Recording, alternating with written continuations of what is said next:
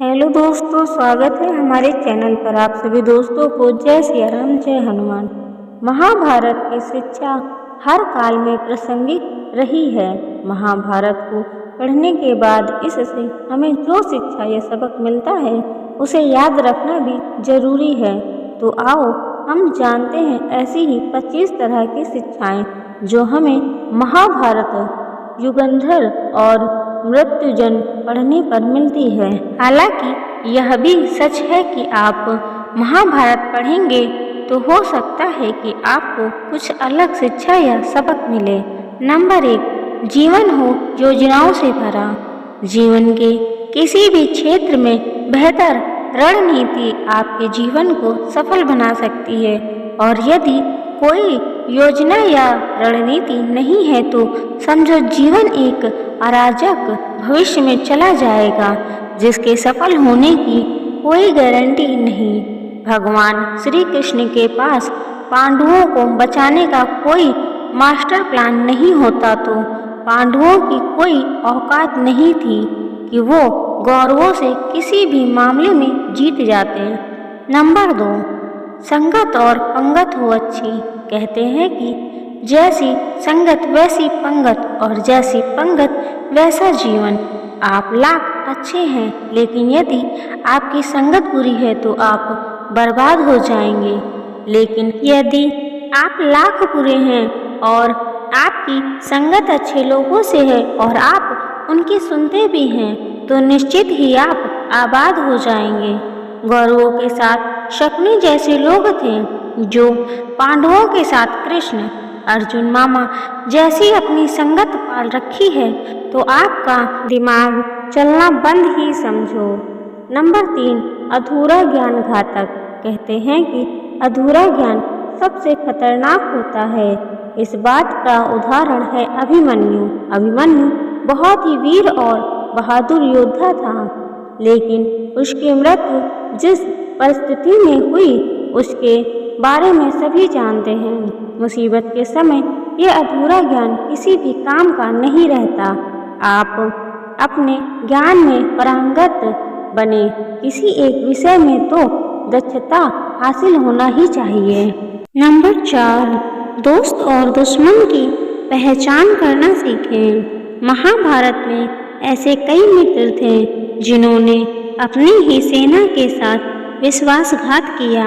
ऐसे भी कई लोग थे जो ऐन वक्त पर पाला बदलकर कौरवों या पांडवों के साथ चले गए। शल्य और युयुत्सु इसके कारण हैं। इसीलिए कहते हैं कि कई बार दोस्त के भेष में दुश्मन हमारे साथ आ जाते हैं और हमसे कई तरह के राज लेते रहते हैं। कुछ ऐसे भी दोस्त होते हैं जो दोनों तरफ होते हैं, जैसे कौरवों का साथ दे रहे भीम, द्रोण और विदुर ने अंततः युद्ध में पांडवों का ही साथ दिया। नंबर 5, हथियार से ज्यादा घातक बोल वचन। महाभारत का युद्ध नहीं होता यदि कुछ लोग अपने वचनों पर संयम रख लेते। जैसे द्रौपदी यदि दुर्योधन को अंधे का पुत्र भी अंधा नहीं कहती तो महाभारत नहीं होती। शिशुपाल और शकुनी हमेशा चुभने वाली बातें ही करते थे, लेकिन उनका हश्र क्या हुआ ये सभी जानते हैं। सबक यह है कि कुछ भी बोलने से पहले हमें यह सोच लेना चाहिए कि उसका आपके जीवन, परिवार या राष्ट्र पर क्या असर होगा। नंबर 6, जुए सट्टे से दूर रहो। शकुनी ने पांडवों को फंसाने के लिए जुए का आयोजन किया था, जिसके चलते पांडवों ने अपना सब कुछ दांव पर लगा दिया था। अंत में उन्होंने द्रौपदी को भी दांव पर लगा दिया था। ये बात सभी जानते हैं कि फिर क्या हुआ। अंततः जुए सट्टे से हमेशा दूर रहो। ये चीजें मनुष्य का जीवन अंधकारमय बना देती हैं। नंबर 7, सदा सत्य के साथ रहो। कौरवों की सेना पांडवों की सेना से कहीं ज्यादा शक्तिशाली थी। एक से एक योद्धा और ज्ञानी जन कौरवों का साथ दे रहे थे। पांडवों की सेना में ऐसे वीर योद्धा नहीं थे। कहते हैं कि विजय उनकी नहीं होती जहाँ लोग ज़्यादा हैं, ज़्यादा धनवान हैं या बड़े पदाधिकारी हैं। विजय हमेशा उनकी होती है जहाँ ईश्वर है, और ईश्वर हमेशा वही है जहाँ सत्य है। इसीलिए सत्य का साथ कभी न छोड़ें, अंततः सत्य की ही जीत होती है। सत्य के लिए जो करना पड़े करो। नंबर 8, लड़ाई से डरने वाले मिट जाते हैं। जिंदगी एक उत्सव है, संघर्ष नहीं। लेकिन जीवन के कुछ मोर्चों पर व्यक्ति को लड़ने के लिए हमेशा तैयार रहना चाहिए। जो व्यक्ति लड़ना नहीं जानता, युद्ध उसी पर थोपा जाएगा या उसको सबसे पहले मारा जाएगा। महाभारत में पांडवों को यह बात श्री कृष्ण ने अच्छे से सिखाई थी। पांडव अपने बंधुओं से लड़ना नहीं चाहते थे, लेकिन श्री कृष्ण ने समझाया कि जब किसी मामले का हल शांतिपूर्ण तरीके से नहीं होता तो फिर युद्ध ही एकमात्र विकल्प बच जाता है। कायर लोग युद्ध से पीछे हटते हैं। युद्ध भूमि पर पहुंचने के बाद भी अर्जुन युद्ध नहीं करना चाहता था। तब भगवान श्री कृष्ण ने उससे कहा कि ना कोई मरता है और ना कोई मारता है, सभी नियम मात्र हैं। आत्मा अजर और अमर है, इसीलिए मरने या मारने से क्या डरना। नंबर 9, खुद नहीं बदलोगे तो समाज तुम्हें बदल देगा। जीवन में हमेशा दानी, उदार और दयालु होने से काम नहीं चलता। महाभारत में जिस तरह से कर्ण की जिंदगी में उतार चढ़ाव आए, उससे यही सीख मिलती है कि इस क्रूर दुनिया में अपना अस्तित्व बनाए रखना कितना मुश्किल होता है। इसीलिए समय के हिसाब से बदलना जरूरी होता है, लेकिन वह बदलाव ही उचित है जिसमें सभी का हित हो। कर्ण ने खुद को बदलकर अपने जीवन के लक्ष्य तो हासिल कर लिया, लेकिन वो फिर भी महान नहीं बन सके, क्योंकि उन्होंने अपनी शिक्षा का उपयोग समाज से बदला लेने की भावना से किया। बदले की भावना से किया गया कोई भी कार्य आपके समाज का हित नहीं कर सकता। नंबर 10, शिक्षा का सदुपयोग जरूरी। समाज ने एक महान योद्धा कर्ण को तिरस्कृत किया था, जो समाज को बहुत कुछ दे सकता था, लेकिन समाज ने उसकी कदर नहीं की, क्योंकि उसमें समाज को मिटाने की भावना थी। कर्ण के लिए शिक्षा का उद्देश्य समाज की सेवा करना नहीं था, अपितु वो अपने सामर्थ्य को आधार बनाकर समाज से अपने अपमान का बदला लेना चाहता था। समाज और कर्ण दोनों को ही अपने अपने द्वारा किए गए अपराध के लिए दंड मिला है और आज भी मिल रहा है। कर्ण यदि यह बात समझता कि समाज व्यक्तियों का एक जोड़ मात्र है जिसे हम लोगों ने ही बनाया है, तो संभवतः वह समाज को बदलने का प्रयास करता, ना कि समाज के प्रति घृणा करता। नंबर 11, अच्छे दोस्तों की कद्र करो। ईमानदार और बिना शर्त समर्थन देने वाले दोस्त भी आपका जीवन बदल सकते हैं। पांडवों के पास भगवान श्री कृष्ण थे, तो कौरवों के पास महान योद्धा कर्ण थे। इन दोनों ने ही दोनों पक्षों को बिना शर्त अपना पूरा साथ और सहयोग दिया था। यदि कर्ण को छल से नहीं मारा जाता तो कौरवों की जीत तय थी।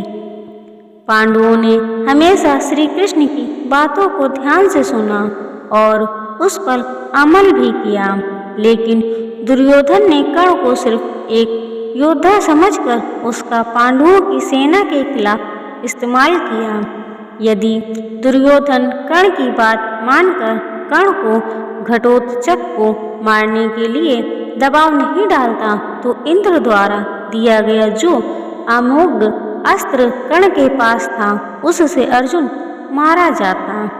नंबर 12, भावुकता कमजोरी है। धृतराष्ट्र अपने पुत्रों को लेकर जरूरत से ज्यादा ही भावुक और आसक्त थे। यही कारण रहा कि उनका एक भी पुत्र उनके वश में नहीं रहा। वो पुत्र मोह में भी अंधे थे।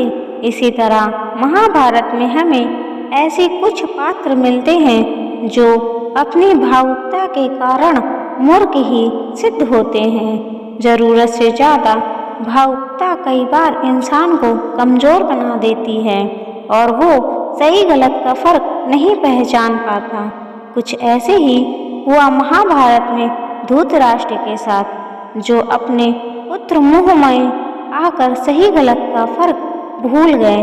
नंबर 13, शिक्षा और योग्यता के लिए जुनूनी बनो। व्यक्ति के जीवन में उसके द्वारा हासिल शिक्षा और उसकी कार्य योग्यता ही काम आती है। दोनों के प्रति एकलव्य जैसा जुनून होना चाहिए, तभी वह हासिल होती है। अगर आप अपने काम के प्रति जुनूनी हैं तो कोई भी बाधा आपका रास्ता नहीं रोक सकती। नंबर 14, कर्मवान बनो। इंसान की जिंदगी जन्म और मौत के बीच की कड़ी भर है। यह जिंदगी बहुत छोटी है। कब दिन गुजर जाएंगे आपको पता भी नहीं चलेगा। इसीलिए प्रत्येक दिन का भरपूर उपयोग करना चाहिए। कुछ ऐसे भी कर्म करना चाहिए जो आपके अगले जीवन की तैयारी के लिए हो। ज़्यादा से ज़्यादा कार्य करो। घर और कार्यालय के अलावा भी ऐसे कार्य करो जिससे आपकी संतानें आपको याद रखें। गीता यही संदेश देती है कि हर पर ऐसा कार्य कर जो तेरे जीवन को सुंदर बनाए। नंबर 15, अहंकार और घमंड होता है पतन का कारण। अपनी अच्छी स्थिति, बैंक बैलेंस, संपदा, सुंदर रूप और विद्वता का कभी अहंकार मत कीजिए। समय बड़ा बलवान है। धनी, ज्ञानी, शक्तिशाली पांडवों ने वनवास भोगा और अति सुंदर द्रौपदी भी उनके साथ वनों में भटकती रही। समय के खेल निराले हैं। जिस अम्बा का जीवन भीम के कारण बर्बाद हो गया था, उसने शिखंडी के रूप में जन्म लेकर भीम से बदला लिया था। महाभारत में ऐसे कई उदाहरण हैं जिनसे यह प्रेरणा मिलती है कि घमंड को पतन का कारण बनने में देर नहीं लगती। नंबर 16, कोई भी संपत्ति किसी की भी नहीं है। अत्यधिक लालच इंसान की जिंदगी को नरक बना देती है। जो आपका नहीं है उसे अनिति पूर्वक लेने हड़पने का प्रयास ना करें। आज नहीं तो कल आपका दंड अवश्य मिलता है। भगवान श्री कृष्ण कहते हैं कि आज जो तेरा है कल बीता हुआ कल किसी और का था और कल आने वाला कल किसी और का हो जाएगा। अतः तो संपत्ति और वस्तुओं से आसक्ति मत पाल। यह तेरा मृत्यु के बाद यही रखे रह जाएंगे। अर्जित करना है तो परिवार का प्रेम और अपनत्व अर्जित कर, जो हमेशा तेरे साथ रहेगा। नंबर 17, ज्ञान कहो सही क्रियान्वयन। शिक्षा या पुत्र को ज्ञान देना माता पिता व गुरु का कर्तव्य है, लेकिन सिर्फ ज्ञान से कुछ भी हासिल नहीं होता। बिना विवेक और सद्बुद्धि के ज्ञान अकर्म या विनाश का कारण ही बनता है। इसीलिए ज्ञान के साथ विवेक और अच्छे संस्कार देने भी जरूरी हैं। हमने ऐसे कई व्यक्ति देखे हैं जो हैं तो बड़े ज्ञानी, लेकिन व्यक्तित्व से दब्बू या खब्बू हैं या किसी जंगल में धुनी रमा कर बैठे हैं। उनके ज्ञान से न तो परिवार का हित हो रहा है और न समाज का। ऐसे लोगों को कहते हैं अपने मियाँ मिठू, खुद लिखें और खुद ही बाँचे। नंबर 18, दंड का डर जरूरी। न्याय व्यवस्था वही कायम रख सकता है जो दंड को सही रूप में लागू करने की क्षमता रखता हो। यह चिंतन घातक है कि अपराध से घृणा करो, अपराधी से नहीं। दुनिया भर की जेलों से इनके उदाहरण प्रस्तुत किए जा सकते हैं कि जिन अपराधियों को सुधारने की दृष्टि से पुनर्वास कार्यक्रम चलाए गए हैं, उन्होंने समाज में जाकर फिर से अपराध को अंजाम दिया है। अपराधी को हर हाल में दंड मिलना ही चाहिए। यदि उसे दंड नहीं मिलेगा तो समाज में और भी अपराधी पैदा होंगे और फिर इस तरह संपूर्ण समाज ही अपराधियों का समाज बन जाएगा। युधिष्ठिर के अहिंसा में उनके विश्वास को देखते हुए युद्ध के बाद भीम को उन्हें उपदेश देना पड़ा कि राजधर्म में हमेशा दंड की जरूरत होती है, क्योंकि प्रत्येक समाज में अपराधी तो होंगे ही। दंड ना देना सबसे बड़ा अपराध होता है। नंबर 19, न्याय की रक्षा जरूरी। न्याय हमेशा उन लोगों के साथ होता है जो शक्तिशाली हैं या जो न्याय पाने के लिए प्राणपण से उत्सुक हैं। जिन्होंने अपने लिए न्याय मांगा है उनके साथ ईश्वर ने न्याय किया भी है। मांगोगे नहीं तो मिलेगा भी नहीं, यह प्रकृति का नियम है। गुरु द्रोणाचार्य ने कर्ण और एकलव्य के साथ जरूर अन्याय किया था, लेकिन आज दुनिया अर्जुन को सर्वश्रेष्ठ धनुर्धर नहीं मानती, क्योंकि कर्ण और एकलव्य ने हमेशा न्याय की मांग की और अंत में आज दुनिया उन्हें श्रेष्ठ धनुर्धर मानती है। महाभारत हमें सिखाती है कि न्याय की रक्षा करना कितना जरूरी है, लेकिन यह भी एक कटु सत्य है कि न्याय सिर्फ शक्तिशाली लोगों के साथ ही है। नंबर 20, छिपे हुए को जानने का ज्ञान जरूरी। यह जगत या व्यक्ति जैसा है वैसा कभी दिखाई नहीं देता, अर्थात लोग जैसे दिखते हैं वैसे होते नहीं हैं, चाहे वह कोई भी हो। महाभारत का हर पात्र ऐसा ही है। रहस्यमय छुपे हुए को जानना ही व्यक्ति का लक्ष्य होना चाहिए, क्योंकि ज्ञान ही व्यक्ति को बचाता है। भगवान श्री कृष्ण के ऐसे कई योद्धा थे जो छुपे हुए सत्य को जानते थे। नंबर 21, सफ़र करने में होती है बरकत। एक स्थान से दूसरे स्थान पर जाना या एक स्थान को छोड़कर दूसरे स्थान पर रहने से लाभ ही मिलता है। पांडवों को हस्तिनापुर छोड़कर 2 बार जंगल में रहना पड़ा और अंत में उनको जब खंडोप्रास्त मिला तो वो वहाँ चले गए। इसी तरह भगवान श्री कृष्ण को भी कई बार मथुरा को छोड़कर जाना पड़ा और अंत में वो द्वारिका में बस गए थे। कई बार लोगों को व्यापार या नौकरी के लिए दूसरे शहर या देश में जाना होता है। नंबर 22, गोपनीयता और संयम जरूरी। जीवन हो या युद्ध, सभी जगह गोपनीयता का महत्व है।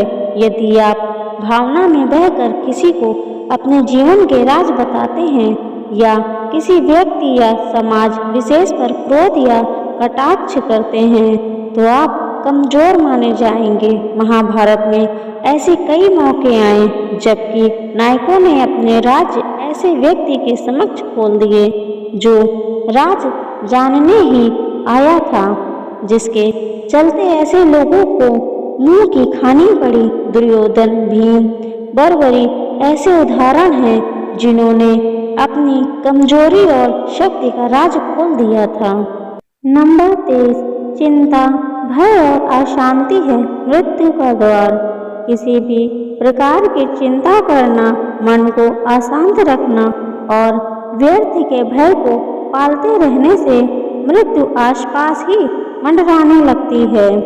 मौत तो सभी को आनी है, फिर चिंता इस बात की कोई पहले मरेगा और कोई बाद में।